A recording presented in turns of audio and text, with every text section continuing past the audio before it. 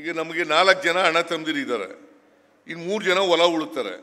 ನಾವು ಒಬ್ಬ ಮಾತ್ರ ಮುಖ್ಯಮಂತ್ರಿ ಆಗಿದ್ದೀನಿ, ನನ್ನ ಹಣೆಯಲ್ಲಿ ಬರೆದ್ಬಿಟ್ನಾ ದೇವರು ನೀನು ಮುಖ್ಯಮಂತ್ರಿ ಆಗು, ನೀವೆಲ್ಲ ಹೊಲ ಉಳಿ ಅಂತ ಬೇರೆಯವ್ರಿಗೆಲ್ಲ ಬರೆದ್ಬಿಟ್ಟು ನಂಗೆ. ನಾನು ಒಂದೇ ತಾಯಿ ಮಕ್ಕಳು.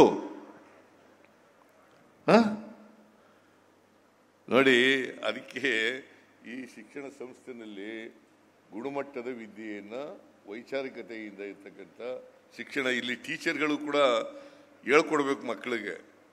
ಈಗ ಇದು ಹೈಸ್ಕೂಲು 1ನೇ ತರಗತಿಯಿಂದ ಹೈಸ್ಕೂಲ್ವರೆಗೆ ಇರ್ತದೆ. ಈಗ ಕಲ್ತದೇ ಭಾಳ ಮುಖ್ಯ. ನನಗೇನು ಹೈಸ್ಕೂಲಲ್ಲಿ ಕಲ್ತಿದ್ರು ಅಷ್ಟು ಮಾತ್ರ ಲೆಕ್ಕಕ್ಕೆ ಬರೋದು, ಕಾಲೇಜ್ನಲ್ಲಿ ಕಲ್ತದೆಲ್ಲ ಮರ್ತೋಗ್ಬಿಟ್ಟೋದಿಲ್ಲ. ನನಗೆ ಗೊತ್ತಿಲ್ಲ, ನನಗೆ ಡಾಕ್ಟರ್ ನಿಮ್ಗೆ ಹೆಂಗಿದೆಯೋ ಗೊತ್ತಿಲ್ಲ. ನನಗೆ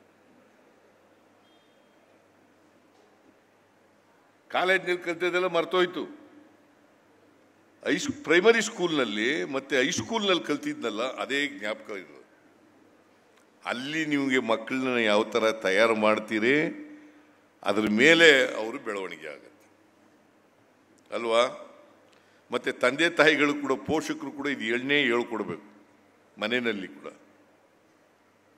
ಇದನ್ನು ಹೇಳ್ಕೊಡದೇನೆ ಕಂದಾಚಾರ, ಮೌಢ್ಯ, ಹಿಂದಿನ ಜನ್ಮ, ಕರ್ಮ ಸಿದ್ಧಾಂತ ಇವೆಲ್ಲ ಹೇಳ್ಕೊಟ್ರೆ ಏನು ಪ್ರಯೋಜನ ಆಗುತ್ತೆ?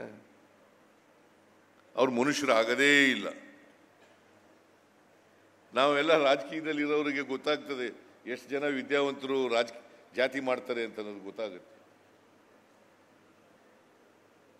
ನಮ್ಮವನಲ್ಲಪ್ಪ ಇವನ್ಗೆ ಓಟ್ ಹಾಕಲ್ಲ ಅಂತ ಅನ್ನೋದು. ನಮ್ಮವನಪ್ಪ ಓಟ್ ಹಾಕೋಣ, ಅವನು ಜನಪರವಾಗಿದ್ರೋ ಇಲ್ವೋ ಗೊತ್ತಿಲ್ಲ, ಅವನಿಗೆ ರಾಜಕೀಯ ನಾಲೆಡ್ಜ್ ಇದೆಯೋ ಇಲ್ವೋ ಗೊತ್ತಿಲ್ಲ, ನಮ್ಮವನಪ್ಪ ಕೊಡೋಣ ಓಟ್ ಹಾಕೋಣ.